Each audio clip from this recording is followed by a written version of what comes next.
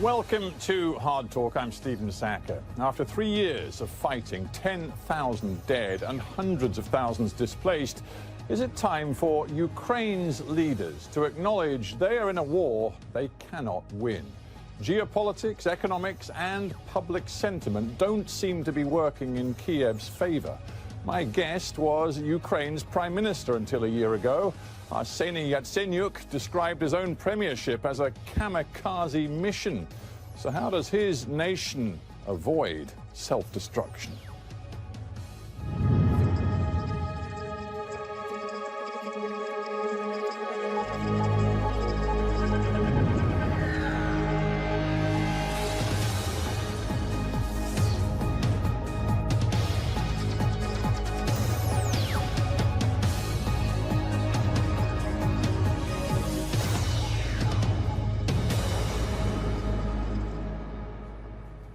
Arsenii Yacenyuk, welcome to Hard Talk. Thanks for having me, Stephen. Seems Ukraine's crisis has lurched into a new level of emergency in recent days with a blockade which has been imposed by people who are actually nominally supportive of Ukraine's government, a blockade which is restricting all trade between the eastern breakaway regions and the rest of the country. Why is this happening?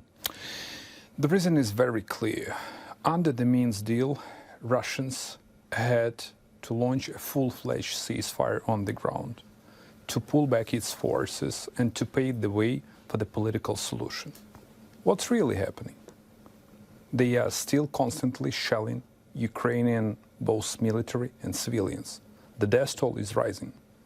And people, they want to show their strong will to get Ukrainian territory back on the one hand, and on the other hand, to attract attention to the Ukrainian case. Right, well, you say people want to show their strong will. What they're actually doing, it seems to me, is an act of self-destruction, because in putting this blockade on what they call the blood trade between the Kiev government and the breakaway regions, they're in effect killing the Ukrainian economy.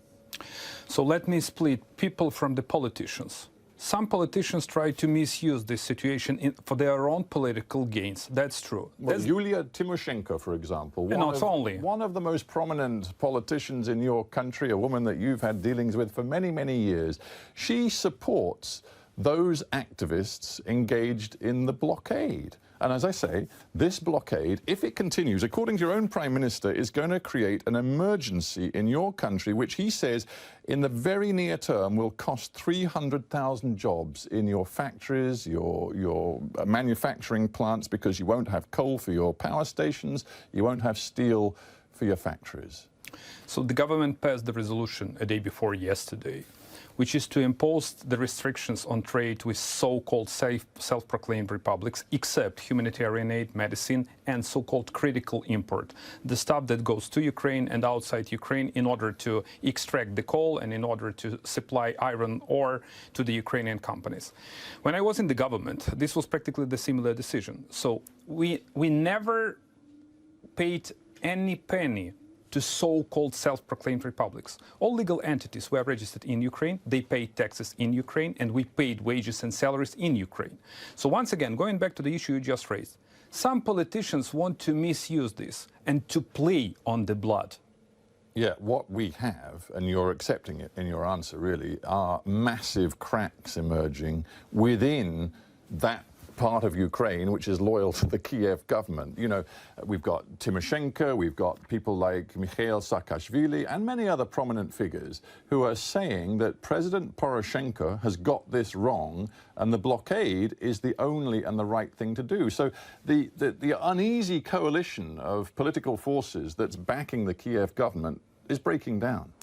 Let me be very blunt. You labeled them as prominent politicians. I will say that we have a lot of lunatics in our politics too. And they don't care about the country. They don't care about the future. They don't care about the people. They care about their polls. You're calling Yulia Tymoshenko right now, her political party is around 20% in the polls, whereas your political party is at 2% in the polls. You're calling her a lunatic, are you? I am calling those who are against my country lunatics, and not only lunatics, even worse. I won't use these kind of words. Going back to the polls, Well, it's not 20%, it's definitely less, but look at the populist movements in the European Union. All populists try to gain the ground because they talk to the people what people want to listen to. They will never deliver their promises. You worried that populism and nationalism are taking Ukrainian politics in a very dangerous direction?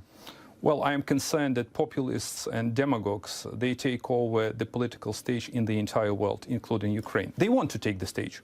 That raises a more global issue because Donald Trump is in power in Washington. You've just talked about populism.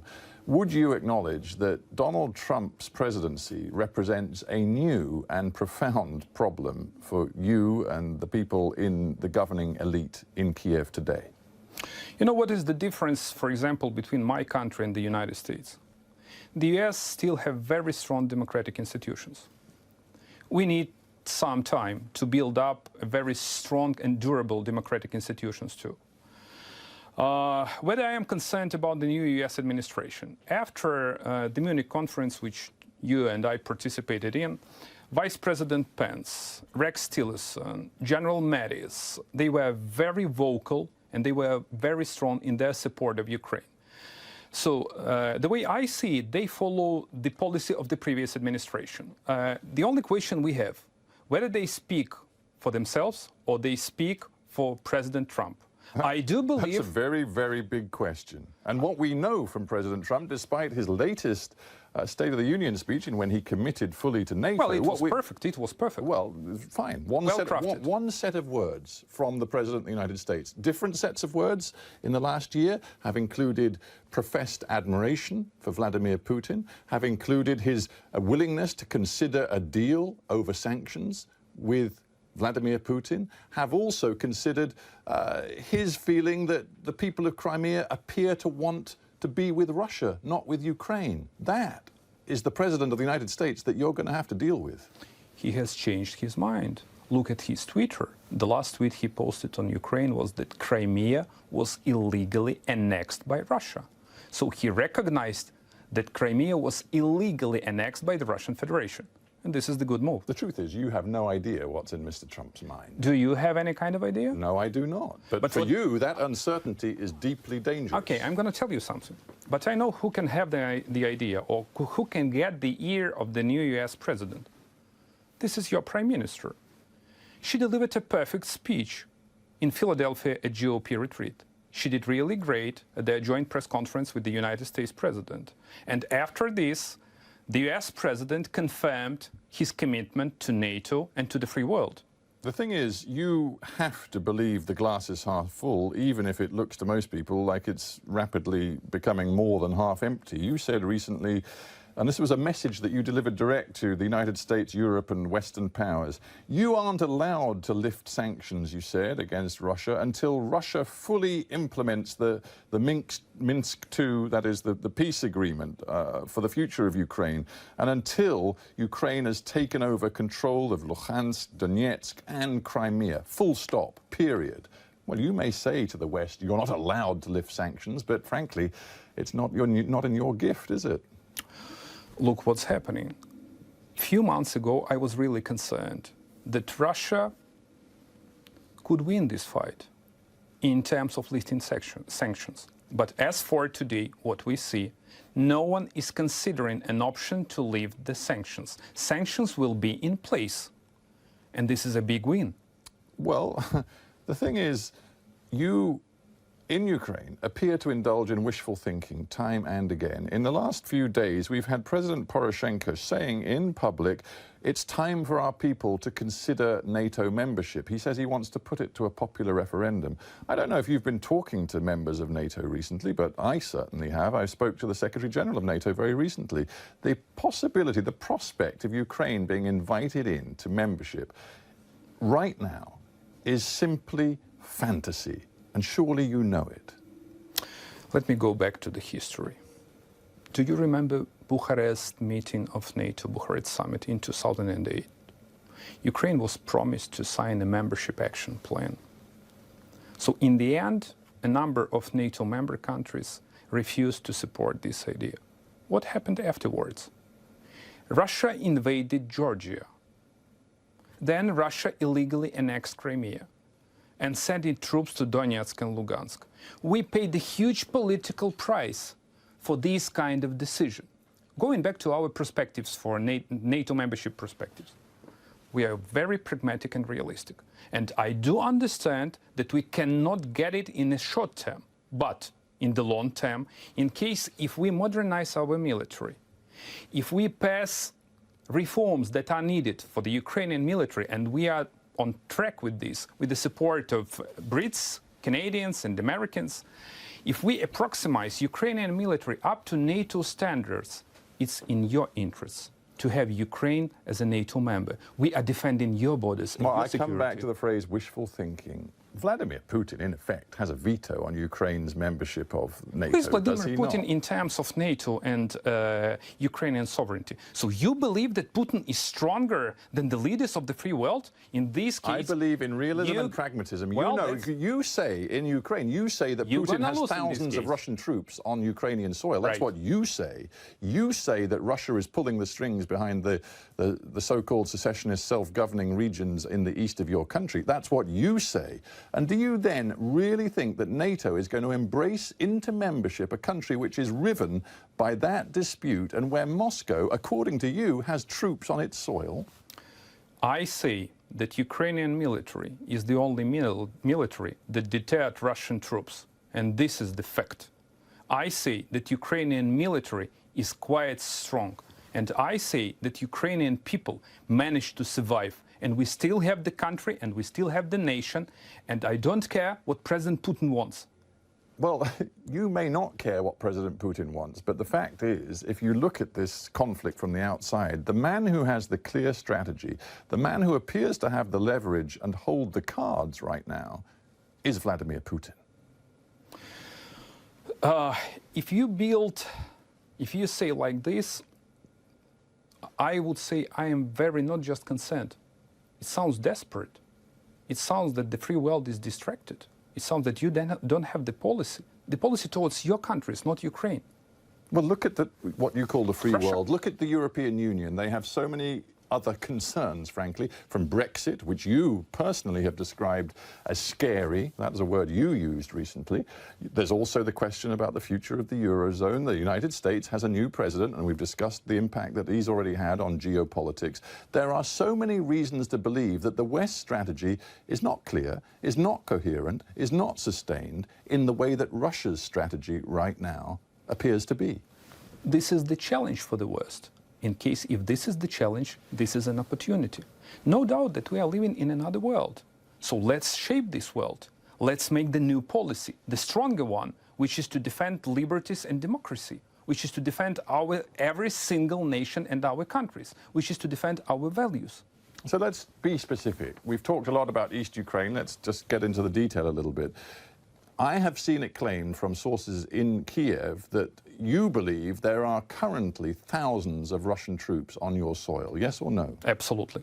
You also seem to believe that arms are flowing across the border from Russia into those secessionist areas, and that the secessionists, in essence, have created an army based on Russian know-how and Russian materiel. No doubt, not secessions, not Russian proxies, but Russian military already deployed in Crimea, in Donetsk and Lugansk. Because, you know, all these guerrillas, they are not capable to build anything. So What they are capable why do you is to continue get the then? support from Russia. Why do you continue to talk about the Minsk II agreement? It's a couple of years old. If this is what is happening today, clearly the Minsk II agreement isn't worth the paper it's written on. So why do you continue to insist, yes, the Minsk II agreement has to be the root and the source of a settlement in our country? Let me be very frank. Minsk did a lot. Practically, initially, the Minsk deal was the ceasefire deal. And I pay tribute to the Chancellor and to the French President in brokering the deal. So we acted in a good faith, we as the state of Ukraine. We were whiter than white in implementing the Minsk deal. We passed very difficult decisions in the House, in the House the first reading of the Ukrainian Constitution, an amnesty bill, a bill on special status, and the rest of the stuff. So we wanted to show to the entire world that we are ready for the political solution. Well, with respect, that's not strictly true, is it? Point 11, as I understand it, of the Minsk II deal states that Ukraine must change its constitution to assign the separatist territories a special status. Now, those constitutional changes require a two-thirds majority in the Ukrainian parliament, and there is not a possibility on earth that that is going to happen. There is no any kind of precondition for this. Because look, even there is no ceasefire on the ground. Look at the data. Every single day they kill Ukrainians. Every single day coffins with the dead Ukrainian soldiers. And according to the OSCE, every single day your side commits violations too. Only in case if they start the shelling. Well, that's precisely what the separatists say about you. Here we have a classic conflict. All I'm saying is that in this conversation, we've established that right now there is no peace on the ground. The Minsk II agreement isn't worth the paper it's written on. You have profound problems with the coherence, frankly, of your Western supporters and allies. Is it not? We don't. It seems to me that everyone on the same page. Really? Yep. Well, let's not rehearse that argument again, but we've discussed the impact of Donald Trump. We've discussed what's going on in Europe. But let's now get to a point that seems to me very important. In Ukraine, there are significant players who are now saying it is time to compromise. Viktor Pinchuk, one of your leading businessmen in Ukraine, a man who is very close to the Ukrainian political leadership. He wrote an article in the Wall Street Journal just the other week which said, look, it's time to compromise and we cannot afford to let the issue of Crimea get in the way of a settlement, a deal which would save thousands of Ukrainian lives. We are on the different side of the aisle. We cannot have any kind of compromise over territorial integrity and sovereignty of my country. The only solution which is on the table is that Russia is to get out of Ukraine. It was Russia who started the war, who waged the war against an independent country, who tries to redraw the lines after the Second World War, and who posed the threat to Ukraine, to you, to NATO, and to everyone who stands by the values of democracy and freedom. So you, to use the language of Viktor Pinchuk, are prepared to sacrifice thousands of lives, are you? For this principle, you say, the principle of not acceding to any Russian demand, not considering any painful compromise. We are prepared to fight like hell for our country, and we are prepared to implement the Minsk deal the way it is written. And you're prepared to look in the eye every father and mother of a Ukrainian soldier who's gunned down in this war that will continue as long as you say there will be no compromise. They are heroes who are defending their land and our nation. How will this end then? Are you telling me that the only end is in a complete military victory for the Ukrainian side? Because frankly, on the ground, nobody believes that's possible. Once again, I have to mention that there is an political solution. There is, and it's written in the Minsk deal. So tell me the reason why Putin doesn't want to execute it. And the reason is very simple. He wants to have a new geopolitical structure of the world. The guy wants to run the world, or at least part of the world. He wants to restore a sphere of influences. He wants to grab Ukraine. This is the truth. I said a little while ago that many people believe Putin holds the cards and has the leverage right now. One of the reasons people believe that is that the Ukrainian government is fundamentally weakened by endemic corruption and poor governance. You have had now 3 years to try and sort this out. You were the Prime Minister for a substantial chunk of that time, up until last year, and all of you in the leadership have signally failed to tackle this problem of corruption. If I may, just to present you the facts, okay? No more emotions. So the biggest corruption was in the energy sector of Ukraine. You know that there were a number of corrupted deals between Ukrainian state-owned enterprise Naftogaz, which is oil and gas company, and Russian Gazprom. As a prime minister, I eliminated all these tarnished and corrupted under-the-table deals. The guy, Mr. Firtash, who is under FBI investigation, so he was eradicated and eliminated from the gas sector. My government took over the assets from Ukrainian tycoons. We increased taxes And in this case, we hampered the position of Ukrainian tycoons. There is no more political representation of Ukrainian oligarchs in Ukrainian House. So we achieved a lot. Did you really believe all that? Yeah, I do. Well, because the Ukrainian people don't. Number one, they got rid of you, and at the time of your resignation after the president said he had no confidence in your government anymore, pretty much a year ago, the Ukrainian people had you at 2% approval rating, and many Ukrainians looked at the company you personally kept and saw you as part of the problem, certainly not part of the solution.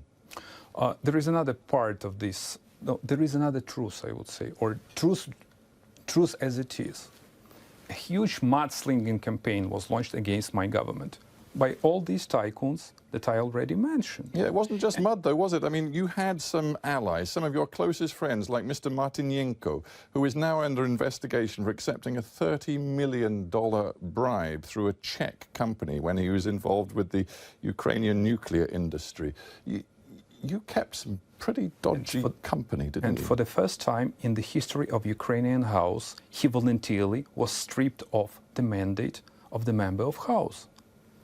And there is ongoing investigation and no indictment in 15 months. We don't know whether he's guilty or not. He denies the charges. But what I put to you is that on a whole host of different examples, you and people around you appeared to be far too close to the oligarchs, as you call them, that still are the most prominent players in Ukraine's business political elite. For example, Mr. Lutsenko, the head of the president's faction in the parliament, said this in April 2016 as you left. He said the problem with Mr. Yatsenyuk was he couldn't abandon the former practice of consulting the oligarchs before making his decisions. I have to refer to mudslinging campaign. Look, we are frenemies with my president, so let me keep silence on this particular issue. But you just mentioned my low approval rating. Could you imagine what's going to happen with your government in case if your government is to pass 4 austerity packages? Nobody's saying it's easy, but the bottom line is Transparency International today, not 2 years ago, but today have Ukraine at 131, place 131 in the world's most corrupt nations. Now, that's at the wrong end of the scale, not the right end. You are, according to them, the worst, most corrupt nation in all of Europe. Well, we succeeded. We eliminated this massive corruption. But if you ask me whether corruption exists in my country, yes, it still exists, and it exists not only in Ukraine, it exists in other parts. For that reason... And the system and the network have clearly overwhelmed you and overwhelmed the capacity of all other political leaders in your country today to beat it. For that particular reason, we established a National Anti-Corruption Agency, National Anti-Corruption Bureau, and the House passed the bill, which is introduced by my government, of so-called electronic declarations. I wish your politicians will feel the same kind of tax disclosure, asset disclosure declarations as Ukrainian high-profile officials. What are you worth, as you've had to declare your assets? I started to declare my assets from the year 2001, and you can easily check it online. What are you worth? More or less $1 million US. I was the banker, I was the lawyer, I worked in the private sector for 10 years. Just a final thought. Boris Johnson, the Foreign Secretary here in the UK, where you're visiting at the moment, he's talked about what worries him, a concept that he calls Ukraine fatigue. He thinks there are people in Europe who are kind of bored and tired with talking about Ukraine and its crisis. Maybe the same in the United States of America. That is going to be a big problem for you, isn't it? Well, that's normal. People get tired of unresolved issues, but we can't be tired in fighting for our principles and values. Arsenii Yatsenyuk, thank you for being on Hard Talk. Thank you.